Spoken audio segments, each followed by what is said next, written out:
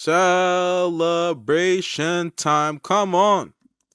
That's the chant for the Giants right now. Cause they just destroyed the Colts earlier this Sunday in the 1 o'clock PM slate. Great for the Giants today to, finally punch their ticket into the playoffs after so many years of going without the playoffs. And anybody that knows me in real life or just, knows how or been listening to my takes for a while now, they know how I felt about the Giants before Brian Daboll became coach. I thought the Giants were this hapless organization that didn't know where they were going before Brian Daboll became coach. But hiring Brian Daboll and bringing in the Bills assistant GM Joe Schoen to become the Giants GM has been a game changer. Those two guys, they have found the right guys for this organization for the next 10 years, I believe. With Brian Daboll and Joe Schoen, those guys have done a great job, just awesome job of like just coaching in general, like coaching, culture, create, you know, doing the most with this roster. Like, I got to give those guys all the credit in the world for what they have done with this team. And this game was a culmination of all that. They dominated the Colts pretty much start to finish. As you can see, all right, up here, they scored 24 in one quarter against the Colts. The Colts, they just keep on having these embarrassing quarters where they allow a team to blow them out in a quarter, which is just a sign of them being a terrible team. And I'll get to the Colts later and what they need to do and where they're at later. But with the Giants, I mean, now, like, you can even rest your starters next week if you really want to. But honestly, with the way the Eagles are looking right now, I'd play against them. You can get yourself maybe a better seed if you play against them next week. So, you know, it's looking really good for the Giants. I'm really impressed. Daniel Jones. Now, I'm not saying he's their franchise guy. Definitely not that, but he's efficient. 19 for 24 on 177 yards, 2 touchdowns. He's very efficient. He's not a top 5 quarterback, not a top 10 quarterback, but he's in that, like, Ryan Tannehill, uh, Kirk Cousins. You know, before this season, we thought as Derek Carr like that. He's in that mid-tier quarterback range that is just efficient with the right guys around him and the right play calling. And it's honestly impressive though that he did a good job this year and was efficient with the wide receiver situation he had this season, because the Giants wide receiver situation this season was pretty bad. And for him to be efficient and to buy in and to run this offense and limit turnovers after his first couple of years in this NFL, he was just a turnover machine. It shows great growth, and I'm excited to see how he grows down the line. Can he become an elite quarterback? Will he stay as a mid-tier quarterback? We'll see. But I'm really excited to see Daniel Jones' growth from here. So, great job by Brian Daboll just being patient with this kid and developing him the right way. And that's all you can ask for in a head coach. You don't just fucking give up on a guy right away. If you land a quarterback, you try your best to develop him. If you're stuck with a quarterback or he's given to you from a previous regime, and if it works out and he does do it, then you make the most out of it and you're giving praise for it. And that's what Brian Daboll deserves. And speaking of Brian Daboll, once again, like, that's coach of the year right there. He's the coach of the year. I mean, anyone who says that he's not coach of the year or they try to add in somebody else, come on now. Let's be real here. This Giant team was projected to have like 5 wins max. Like, come on. He's coach of the year. He's gonna win it. He deserves it. This team was, I mean, this Giants team's definition of a well coached team. Well coached on all sides, all phases. And that reflects greatly on the head coach. So Saquon Barkley was efficient today in the running game as well. Daniel Jones led the way with 11 carries, 91 yards, 2 TDs. Great for him. But Saquon Barkley was he's still the focal point of the running game. Everything that happens with the Giants is off of his legs, off of his threat to take a ball home or a home run. And he was also really great this season. I'm happy to see him bounce back after the ACL injury. I believe it was either 2 seasons ago or last season. I'm just happy to see him bounce back after all that and come in this season and look really good. Looked like the explosive guy as a rookie.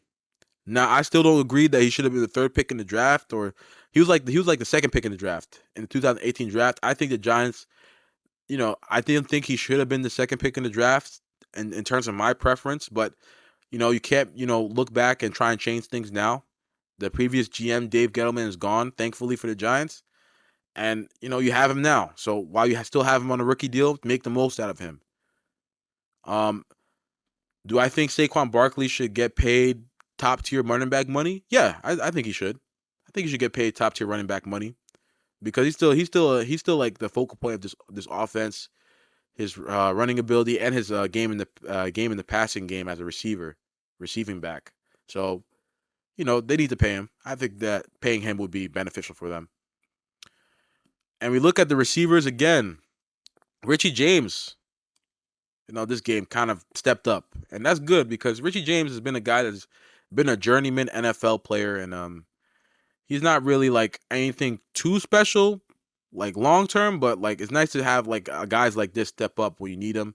Isaiah Hodgins, though, I look at this guy and I'm still really impressed. Big frame, great foot speed for the most part, great route running ability for the most part.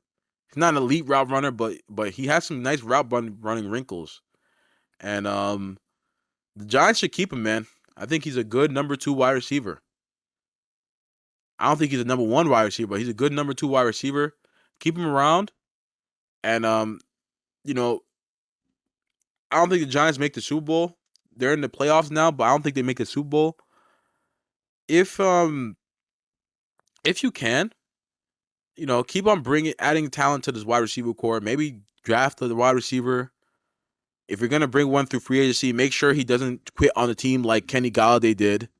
But I'm really impressed with where the Giants are going. Their defense looked great this game. Kayvon Thibodeau. I mean, what can I say? That's probably like he was kind of my pick of the defensive rookie of the year, honestly. But you know, injuries obviously happened, and Sauce Gardner is doing his thing. I think that Kayvon Thibodeau had a awesome season this season, considering the circumstances, and he showed this season that he's probably the best pass rusher out of the top 3 pass rushers that were taken in the last draft, the 2022 draft. So great for the Giants here. Awesome to land him and Evan Neal. Evan Neal's still a little shaky right now, but he's a rookie tackle. I don't really expect rookie offensive linemen to dominate. It usually takes them a year or two to adjust to the NFL, and then they become dominant players. But to expect them to become a dominant player year one, that's just rare. So I'm not really worried about Evan Neal, even though he has his struggles sometimes. I'm not worried about him long term. I think just bringing him and drafting him and Kayvon Thibodeau in the same draft is really huge. It changes the future of this franchise, in my opinion, because you already have Andrew Thomas at left tackle. So if you have a franchise right tackle and a left tackle, and you can keep that for the next 10 years on the same team, like it just increases the ceiling of this team and the long term success of this team. So, um, outside of that, the Giants, they're a feisty team. The defense is feisty. Not really too much talent outside of Kayvon Thibodeau and Leonard Williams and Dexter Lawrence, who's a top 2, dare I say, top 3 defensive tackle this season. By the way, Dexter Lawrence. Outside of those guys, I don't really see like elite secondary players here. But this Giants team, they're gonna keep on fighting on defense, and their defensive coordinator Wink Martindale is very aggressive. So it's a good defensive coordinator to have. He definitely will have the defense playing hard and fast. So that's all you want on a defense, really. You don't need an elite defense to win the Super Bowl. You just need a defense that is average enough to stop teams, and that's aggressive, that takes advantage and takes chances, that doesn't stay static, that doesn't allow teams to just keep them carving them up the same way. And that's the Giants defense here. Quickly on the Colts. I mean, it hurts to talk about this team. I talked about this team before. They just need to continue tanking. Just continue losing. Continue losing.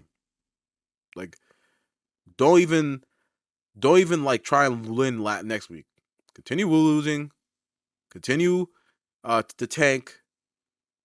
Continue trying to secure a top 4, top 5 pick. and draft a quarterback. People will say, "Oh, they should draft this guy and sign a guy and bring in." No, draft a quarterback, please. Please draft a quarterback. Please restart and draft a quarterback. Indianapolis, please, because if you try and run this team and roster back and you bring in a coach, or God forbid they keep Jeff Saturday, but you bring in a coach and you try and bring in a veteran quarterback, I think you're just gonna lose the fans. They're tired. I'm tired of the quarterback carousel these last couple years, like veteran quarterback carousel. Just bring in a quarterback, a real quarterback, because until you bring in a real rookie quarterback, you're not a real team. I mean, look at this game. Nick Foles, if you watch him, he was horrible. He's done. He got knocked out the game because of injury. Sam Ellinger comes in and looks, I mean, I guess okay considering the circumstances, but he's not a real quarterback too. He doesn't have the arm strength to function at the NFL level. You know, like he's just a nice athlete playing quarterback at the NFL level. He's not gonna do anything. Bring in a real quarterback, a real rookie quarterback with potential, and just rebuild this. Start the rebuild. Trade assets. Get as many picks as you can. Trade maybe trade Shaquille Leonard. And I know that sounds surprising to a lot of people, but trade Shaquille Leonard, please. Trade him away so you can maximize the amount of draft picks you get for him, because you're not winning a Super Bowl next year. You're not winning the Super Bowl this year, obviously. You're not winning a Super Bowl in 2 years. So do something. I'm tired of like watching these games and watching a poorly coached team get destroyed in a quarter. Like who wants to watch that? And I'm not even a Colts fan. I just hate bad football. Hate terrible football. Like, what are we doing here? Why do we have even Nick Foles starting in the first place? Well, I know why, because Matt Ryan can't start. So I mean, why don't you just start Sam Ellinger from the jump? Why even go to Nick Foles from Matt Ryan? That's like the same guy right now. If you're gonna go to if you're gonna go to a quarterback after benching Matt Ryan again, go to Sam Ellinger so maybe we can see what he has. I'm not saying he's gonna be their franchise guy, but at least he's young and kind of exciting. Make the game interesting. God damn. Zach Moss, he looks like might be a player for them. He had a good day on the ground. Could have been in garbage time though. I mean the Giants probably at some point stopped caring because they're up by so much. Paris Campbell, when he's healthy, he's good, but they should trade him too. Michael Pittman Jr. They probably should keep. Alec Pierce is okay as well. Nice complimentary wide receiver there. Um, the defense, just this defense, like just blow it all up. And DeForest Buckner and guys like that, get the veterans off these defense and trade them. Please trade the veterans on this defense. Don't come back next season with the same defense and try and come back with the same roster and a veteran quarterback. That's the one thing I don't want the Colts to do. Jim Irsay, if Will Levis is available or one of these project quarterbacks, but preferably Will Levis, draft him. Don't even think about draft him because you're not going anywhere. Bringing in another veteran quarterback will not take you to the Super Bowl, and it might not even take you to the playoffs next season. You fired Frank Reich. Now you don't have a real head coach at head coach. You have a fake one, and Jeff Saturday, who's your friend, that you somehow just allowed to isn't this one of the weirdest I hate to say it, but privileged interim head coaching hires I've ever seen. Like, how did Jeff Saturday become a head coach from ESPN? Like, that is such nepotism. That's one of the things I hate about the NFL hiring process is the nepotism. Guys like Brian Flores get screwed over because of nepotism. And then dudes like Jeff Saturday, just because he played for you and he was Peyton Manning center, and he gets to become a coach for half a season. What a joke. What about all the other coaches on the coaching staff that deserve to be an interim head coach? Guys that played their time in this league, and you're hiring Jeff Saturday. Like, the Colts owner's a joke, bro. Just do what I said. Do what I said. Outside of that, that's it for this reaction here.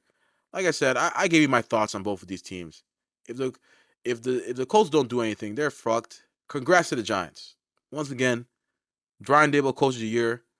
Joe Schoen doing a great job. I'm excited to see how he continues to build his team. And that's pretty much it. Peace, guys.